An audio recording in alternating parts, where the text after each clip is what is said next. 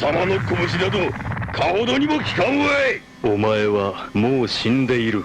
何? Hey guys, Bad Driver back again today with a beginner race here in R Factor 2. We're racing the Radical SR3s at the Formula E test track. I managed to qualify in 6th, which had me feeling pretty optimistic, so let's go to the grid and see how it plays out. So coming off the line there, I got a slightly better start than the car beside me, so I move up to P5, which is very welcome. Braking conservatively into T1, but I can't say the same for number 99 in blue there, doing the mother of all dive bombs. Let's watch that back. Well, I could only describe that as going full Tropic Thunder. Fortunately, he didn't take anyone out with him, but nonetheless, we see a bit of a pile-up in the chicane, number 39 on the right there, losing a back wheel. Fortunately, I was far enough to the front to miss the traffic, so I get a pretty clean start to the race. I will say that I quite enjoy driving this car on this circuit. I think they're a pretty good matchup, but I think it's an interesting choice for these beginner races. The circuit is very fast. I think the tightest corners are like maybe 90 degrees, so there's no hairpins to really bring you to a halt. And being a street circuit, there's very little runoff and absolutely no grass and no sand traps to catch you, so if you make a mistake at high speed, you'll most likely be greeted by the cold embrace of a wall. Speak of the devil, as I was finishing up my first lap, this fella towards the back of the pack carried a little too much speed into this sweeping right-hander, and he had his very own pinball moment. After that eerily realistic crash, he tried to valiantly carry on with a missing front wheel, but it turned out that his car was a conscientious objector and decided to protest by lighting itself on fire. Big Rage Against the Machine fan, I guess. Partway through lap 2, as I approach this corner, we see a yellow flag a little too late for me to notice it, as I hit this stray wheel, sustaining a little bit of mild aero damage there, but nothing major. As it turned out, that car was actually in P2, giving the leader a good run for his money, but he completely misjudged that turn and hit the inside corner there. There's a fine line between hot lapping and not lapping. It's good news for me though, because his mistake moves me up into P4. I can't get too cocky though, as I overcook it slightly on the way out of this chicane and go into a slide.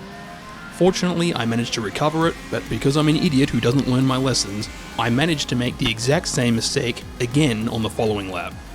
Not a total disaster, I'm still in the race, but I've lost a lot of ground to the cars ahead, so I have plenty of work to do if I want to get onto the podium. Skipping ahead now to lap 5, I have a minor incident here with number 12, who was driving very slowly on the way out of this chicane. So we had a small rear ender here. Nothing too major as we both live to tell the tale, but it looks like he was one of the cars caught up in that T1 traffic jam, so he was driving with some damage. I'm sure he'll keep it nice and clean though, and he won't cause me any issues later on. Later on that same lap, I passed number 39 on the back straight, another one of our T1 victims soldiering on, all in the pursuit of that almighty safety rating. Skipping to lap 7, look who it is, dive bomber extraordinaire number 99, slowly but surely clogging up the circuit when they're not really in the race anymore.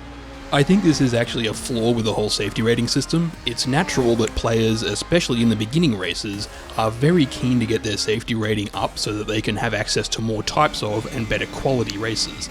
The problem is that it incentivizes them to continue driving after having a big crash, because if they can manage to put in more incident-free laps, or even finish the race, they'll still get a considerable boost. I think it would be good, at least for beginner races like this, if they introduced a damage threshold of some kind, that if you cross over, you get automatically booted back to the pits, just for the good of everybody else. I think it's safe to say that if you're missing one or more wheels, you probably shouldn't be on the circuit. Anyway, right at the end of lap 7, a small miracle happened. Suddenly I'm in P3, but how? Well, it turns out the leader had to pit for what I can only assume was a stop and go penalty. The replay system doesn't allow you to check what it was exactly. I think that maybe he got a bit too aggressive at the chicanes and went outside the track limits. Bit of a mystery there, but I'll take it. And of course, there's number 12 still driving like he just got off happy hour. I wish someone would pull him over and give him a breatho. Now this is a curious sight. Right at the end of lap 8, I noticed that our dive-bombing arch-nemesis is having a bit of a nap at the finishing line. I think he's got this whole rabbit and the turtle thing a little mixed up. Now coming around the final turn of lap 9, we get a yellow flag and are greeted again by number 12. I stick to my line and go around the outside, and he squeezes me right towards the wall there. I don't think it was intentional, but let's have a look. Okay, yeah, it's pretty clear that he's driving with either some steering or suspension damage as he's riding the wall and spins out. Then he executes one of the worst timed rejoins I've ever seen, nearly collecting his twin there before repositioning to try and pin me against the wall like it's some kind of prison romance novel, all while Dive Bomber continues doing his best impression of Shaquille O'Neal. In any case, it's now the final lap and I'm cruising along behind number 12 again, and looky what we have here, Dive Bomber, who appears to have found his final resting place. It turns out that not too long after my near-wall experience, Dive Bomber returned from his sabbatical and resolved himself to mastering that turn 1 chicane. I'm sure he'll get it right this time. And with that, Dive Bomber found himself missing both front wheels, with the reality of the situation finally setting in as his race came to a close. I wouldn't be surprised if this guy was rocking a Cyberdyne CPU and speaks in an Austrian accent. Meanwhile, all I have to do is survive the rest of this final lap and I'll have snagged my first podium finish. What could possibly go wrong? I probably should have expected that from him, but I gotta admit, that distracted the hell out of me, and now I'm approaching this left-hander off the racing line because of the swerve that I took. Now, keep in mind, I'm a real good driver, so I'm sure you can guess what kind of display of vehicular mastery, track knowledge, and racecraft nerve you're about to witness.